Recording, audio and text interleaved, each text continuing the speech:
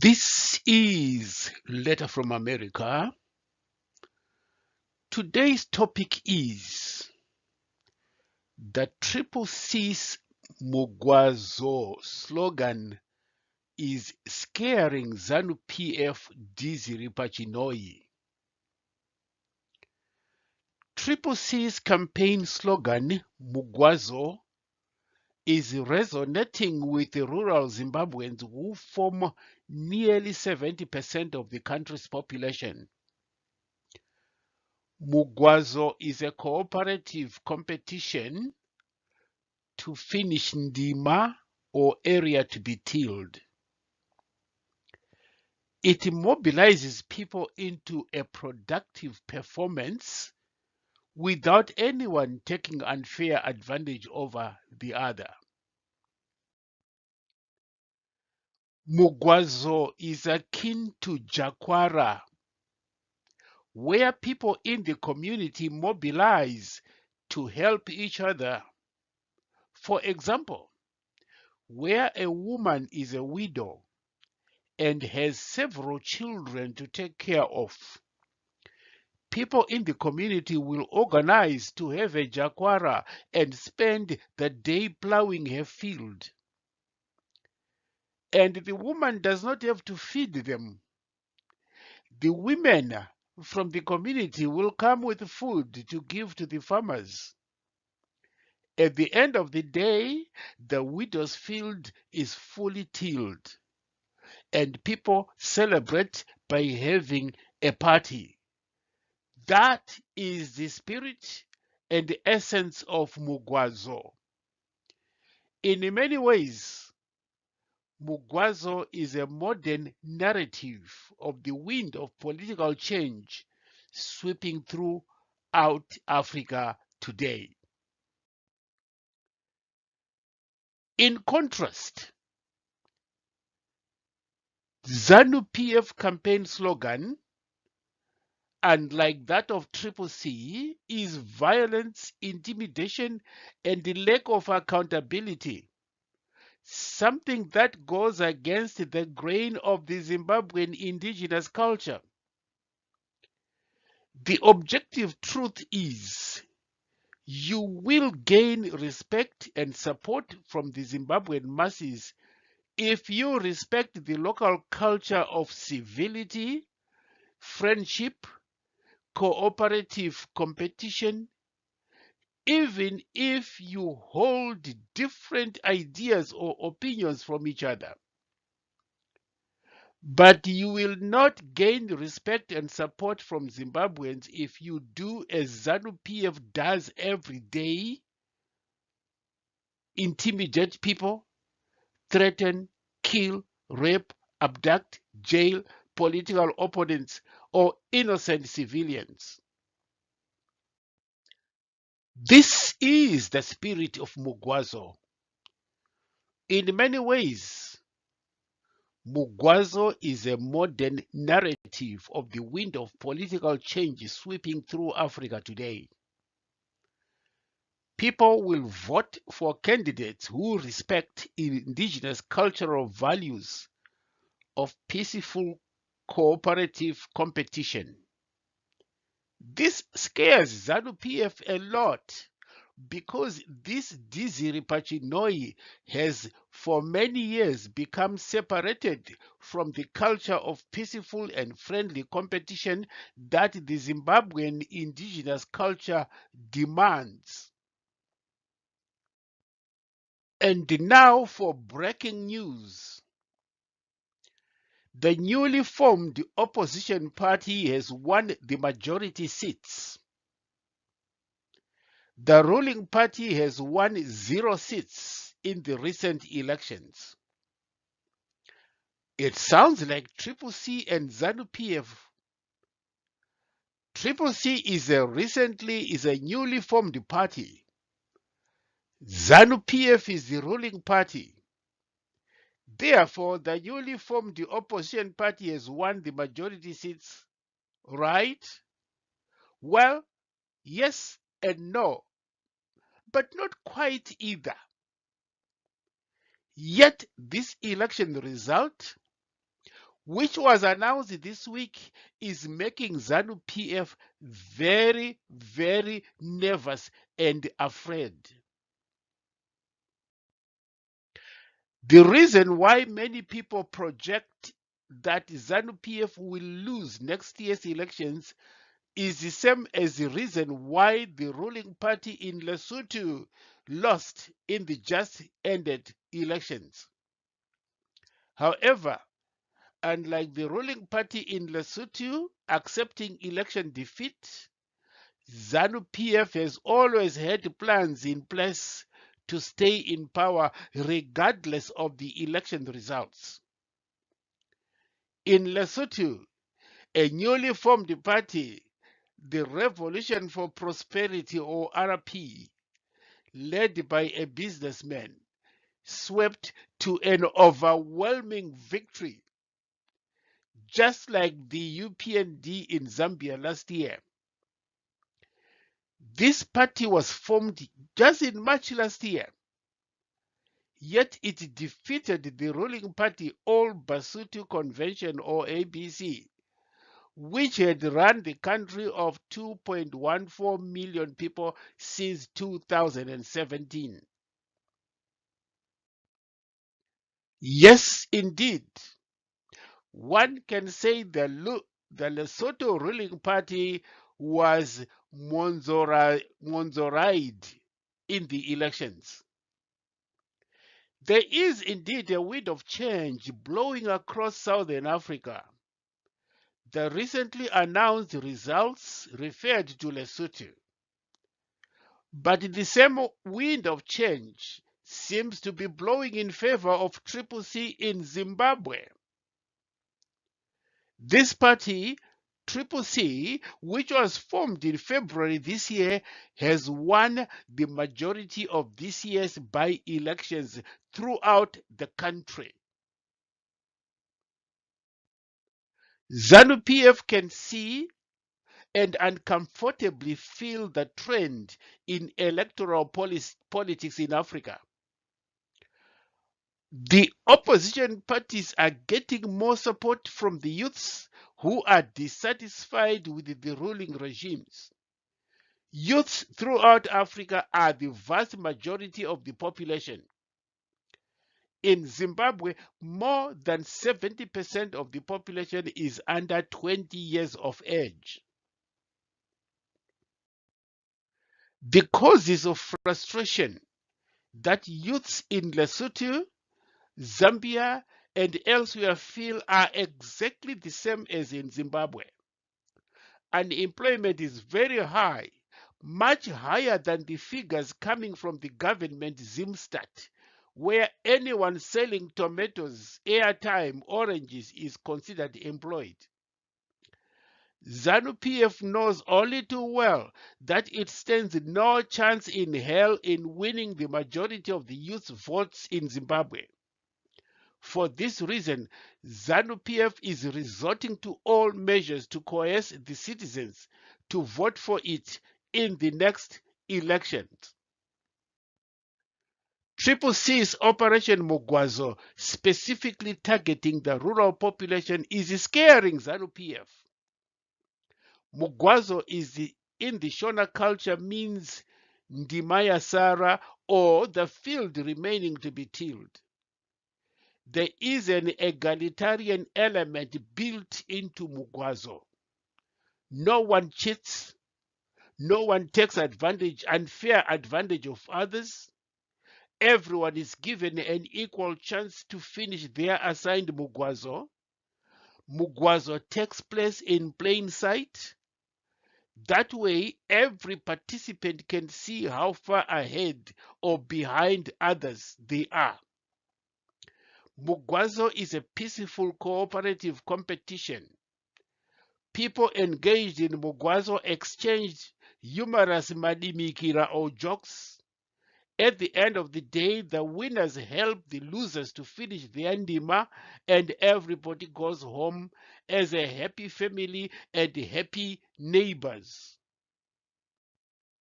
For the rural population, respect for Mugwazo has a cultural appeal. CCC and ZANU PF are behaving differently in their rural campaigns. CCC is very respectful of the people and their local cultures. They tell them what their government will do if they win the elections in 2023. In contrast, ZANU PF is using threatening language. ZANU PF threatens the rural people that they will be arrested if they entertain CCC members or supporters. ZANU PF is unable to answer a simple question.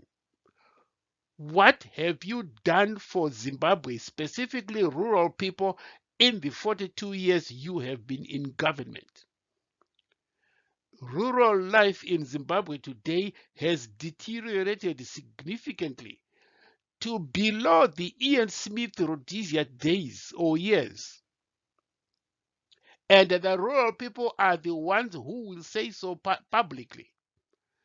To make it worse, ZANU PF cannot say why it is allowing Chinese mineral prospectors to take over the lands owned by the rural people, and why the rural people are being forced to leave their ancestral lands. To make it worse, rural people are being told to live and fend for themselves. They are not being given a better place to live.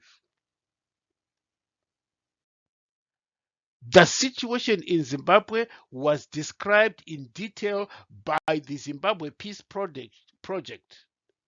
In its report, the Zimbabwe Peace Project stated that the citizens are coerced with the threats of violence for a variety of reasons every day. For example, they are forced to donate for the independence celebrations. The Zimbabwe Peace Project states that most citizens are struggling to make ends meet, and it is against humanity to force them to sacrifice the little they have for the commemorations of national events. The general public are forced to donate monetary and in-kind contributions to the Heroes' Day celebrations in August. The Zimbabwe Peace Project report continues.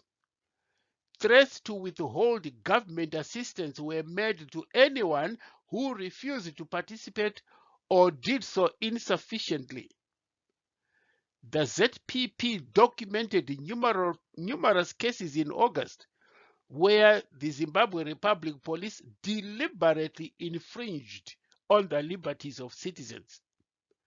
The trend in the last few years and most of this year, August included, is that the ZRP continues to be accused of being responsible for the loss of life of citizens in their custody, in most cases under unclear circumstances.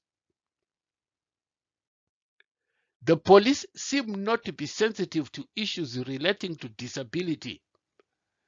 The Zimbabwe Peace Project recorded a case on the 20th of August whereby a man with a mental disability was taken to Harare Central Police Station, where he unexpectedly died after being assaulted by the military Presidential Guards unit.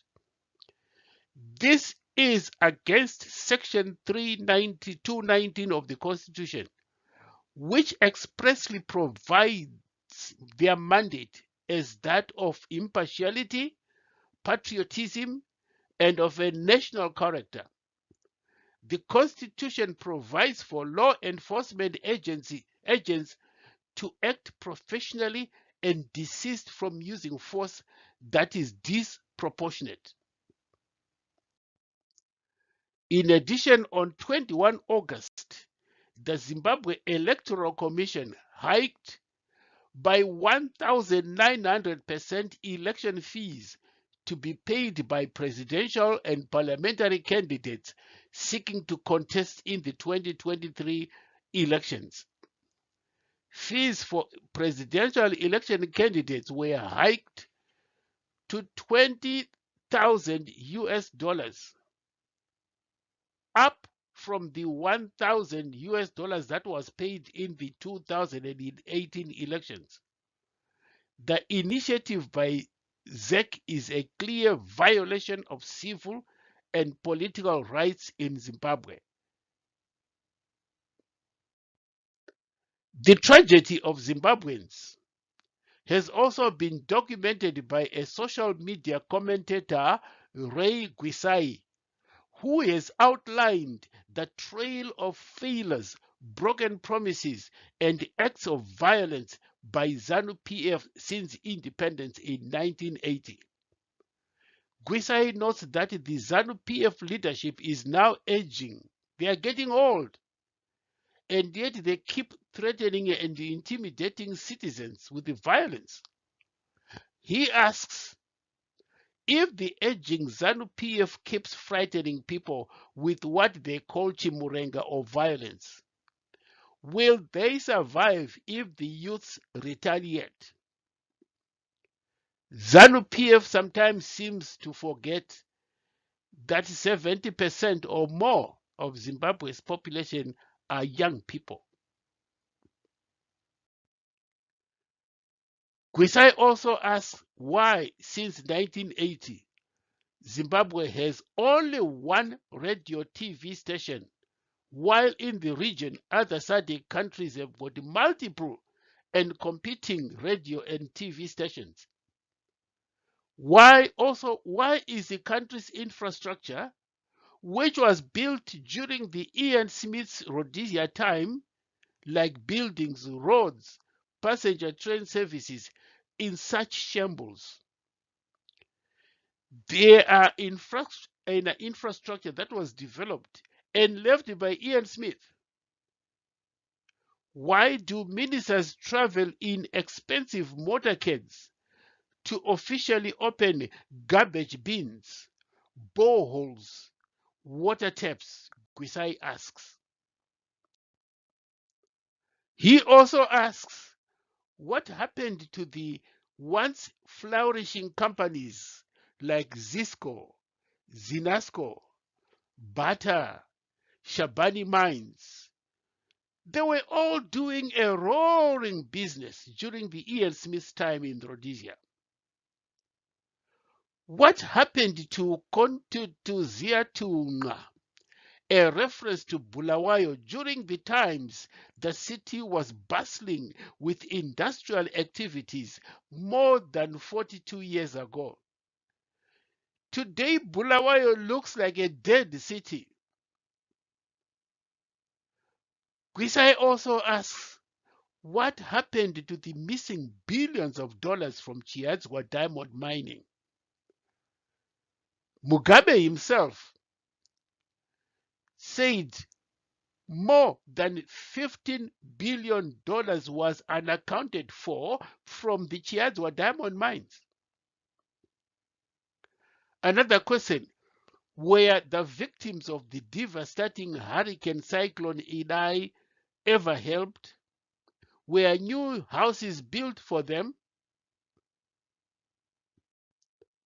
Were the victims of Operation Mugwazo ever compensated? This was a large-scale Zimbabwean government campaign to forcibly clear slum areas across the country.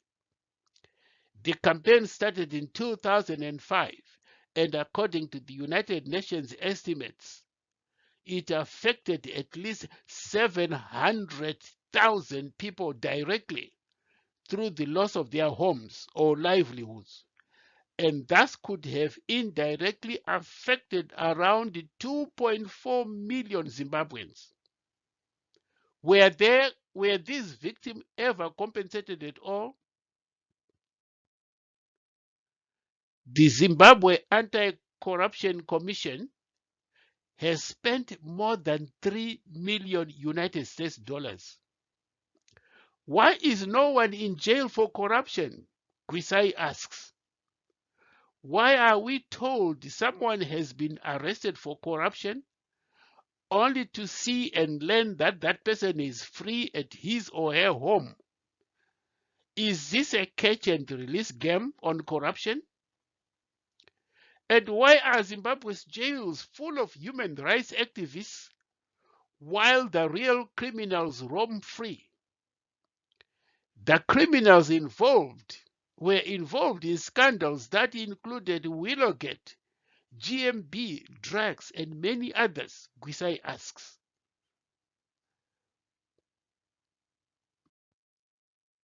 Gwisai also asks, the Beitbridge border brings in millions of dollars from customs revenue on goods and other services. According to reports, in 2022, the Beitbridge border earnings amounted to more than 25 million US dollars. So, why is the Zimbabwean side of the border full of slums? Why is it a miserable place to live? The answer is obvious. Rampant corruption. Beitbridge border post, the biggest port of entry in sub-Saharan Africa, links Zimbabwe to South Africa, has become a corruption stronghold as travelers bribe their way through to both sides of the border. The border post serves about 10,000 travelers each day, and approximately 4,000 cars pass through the border each day, with the figures soaring to 30,000 travelers and 10,000 cars per day during public holidays. Another question from Gwisai. The Zimbabwe Revenue Authority, or ZIMRA, collects revenue for the government of Zimbabwe. It owns warehouses where confiscated goods are stored until customs or duty for them are paid. Because of corruption, there are reports of missing goods. The question is, why is Zimra warehouse burnt down year after year? Gwisai asks that question. Another question. Back in 2000, the late Mugabe authorized the illegal seizure of commercial farms and other lands. ZANU PF sent war veterans to seize the land. This land was distributed among top ZANU PF officials. But reports show that more than 20 years later, these farms are not as productive as they were under their original commercial farm owners. Where is farm productivity from war vets who seized the commercial farms? Gwisai asks. By the way, just a few days ago, it was reported that Zimbabwe has had to import maize from Zambia. Think about that. For many years, Zimbabwe used to be the basket, the bread basket for the region. Another puzzling question is on the exact number of war veterans. The War of Liberation ended more than 42 years ago. In 1997, 50,000 war veterans received compensation for their role in the freedom struggle. Because of age, the war veteran population should be declining because many of them have died. However, in May this year, 2022, the Mnangagwa Dizzy Pachinoi government announced a compensation to war veterans whose number was 160,000. So let us do the math a bit here. In 1997, there were 50,000 war veterans. Today, 27 years later, there are 160,000 war veterans. This means the number of war veterans for a war that ended 42 years ago has significantly increased. That is another definition of ZANU PF sponsored corruption. Speaking of the history of Zimbabwe as taught in schools, Gwisai asks, is the history of ZIPRA being taught in schools alongside the history of ZANLA? A number of reports have pointed to the fact that the history of ZANLA, the military arm of ZANU, is taught a lot more than or even to the exclusion of ZIPRA, the military arm of ZAPU. In reference to the Gukurahundi massacres, where more than 20,000 civilians in Matabeleland were massacred by the 5th Brigade barely 4 years after the start of independence. Gwisai also asks, what happened to the Dumbuchena report into the causes of Gukurahundi massacres? He also asks whether any of the 5th Brigade soldiers implicated in this massacre were ever tried at all. The Gukurahundi genocide remains the biggest human rights violation by any sitting president in SADC region today. Both the Chihambakwe and Dumbuchena reports contain findings of the two commissions of inquiry that were set up to investigate the massacre of 20,000 civilians in Matabeleland and Midlands between 1981 and 1987. Yet, these two reports have never been published, and they have mysteriously disappeared. However, the late ZAPU leader Dumiso Dabengwa said he had seen the reports. He said both reports blamed the 5th Brigade for the massacres. The reports exonerated ZAPU leadership. The reports recommended the prosecution for the soldiers who carried out those massacres. Mugabe and his henchman Mnangagwa suppressed the reports because both Mugabe and Mnangagwa were the masterminds behind the Gukurahundi deployment. It would have meant criminal action against both Mugabe and Mnangagwa. This is why they repressed both reports.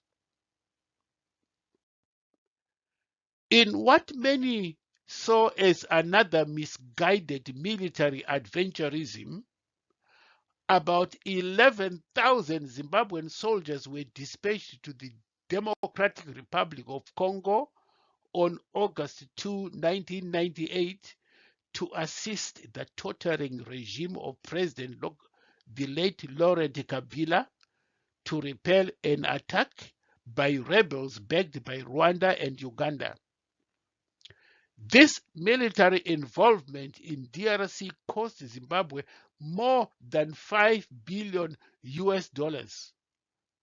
But Zimbabweans did not benefit except for the top ZANU PF officials. Yet another question: did ZANU PF keep its promises that it made as the excuse to remove Mugabe? ZANU PF said they were going to get rid of and prosecute what they called the criminal elements around Mugabe. According to ZANU PF, the late Mugabe was removed from office because he was allegedly surrounded by what ZANU PF called criminal elements. ZANU PF promised to prosecute the criminal elements. As of today, none of them has been prosecuted or is in jail. There were other underlying reasons for Mugabe's removal. They included that Mugabe, at 90 years of age, was too old to stay in power, Also, the sacking of Mnangagwa, the rising influence of Grace Mugabe, and tensions that were rising in Zimbabwe amid a deteriorating economy and a vicious struggle to succeed Mugabe. When Zimbabweans joined in the celebrations at the removal of Mugabe on November 21, 2017, they hoped for a new era for the country. They hoped the rule of law, basic human rights, and a new dispensation that reflected the spirit of independence would prevail. Unfortunately for Zimbabweans, their celebrations were premature. When Mugabe took over as president, the situation in Zimbabwe deteriorated rapidly. Today, Zimbabweans are saying Mnangagwa is worse than Mugabe, and both Mnangagwa and Mugabe were worse than Ian Smith. The economic collapse, high inflation, shortage of jobs, and other opportunities, coupled with the repressive environment, has sent thousands of Zimbabweans fleeing to seek asylum in neighboring countries, notably South Africa. Many Zimbabweans who need to leave the country are having a very hard time getting passports. But to get a passport, you must have a birth certificate. If you do not have a birth certificate, getting it is extremely difficult. Gwisai asks, why is trying to get a birth certificate or passport like a criminal offense? He also asks, for how long will Zimbabweans die from crocodiles in Limpopo or xenophobia in South Africa? Perhaps more important, why are Zimbabweans leaving their country? How many Zimbabweans are really leaving the country? The population of Zimbabwe is about 15 million. It has been estimated that possibly up to 1/4 of the Zimbabwean population is outside the country, mostly in South Africa. Recently, the Limpopo Health Dr. Poppy Ramatuba made a controversial comment to a critically injured Zimbabwean woman who was undergoing treatment at a provincial facility. Dr. Ramatuba felt the Zimbabwean government should create better living conditions for its citizens.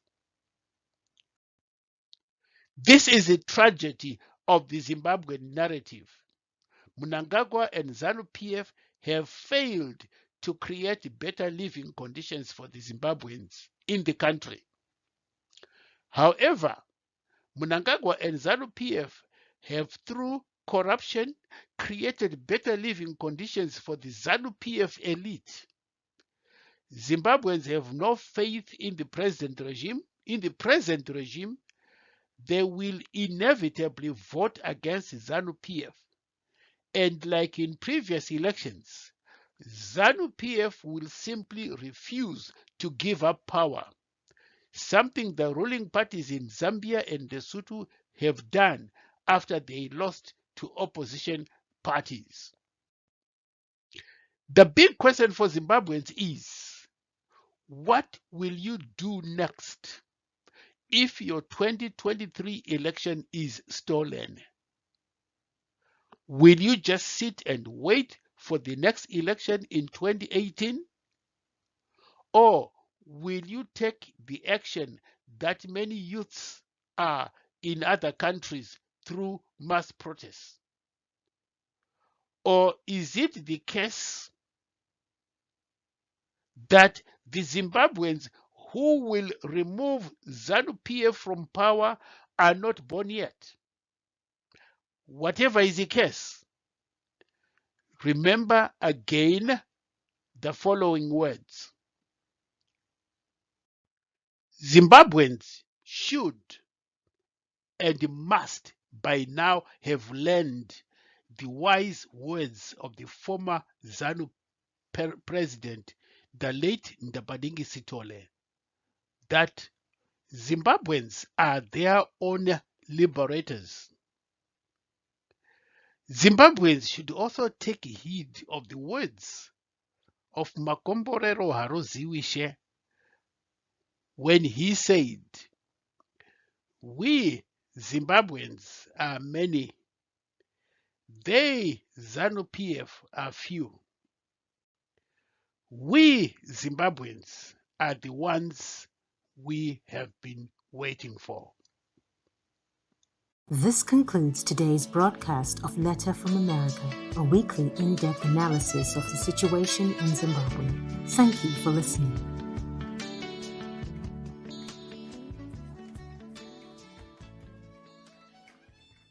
This concludes today's broadcast of Letter from America, a weekly in-depth analysis of the situation in Zimbabwe.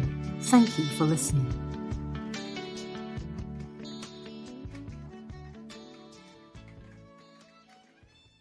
This concludes today's broadcast of Letter from America, a weekly in-depth analysis of the situation in Zimbabwe. Thank you for listening.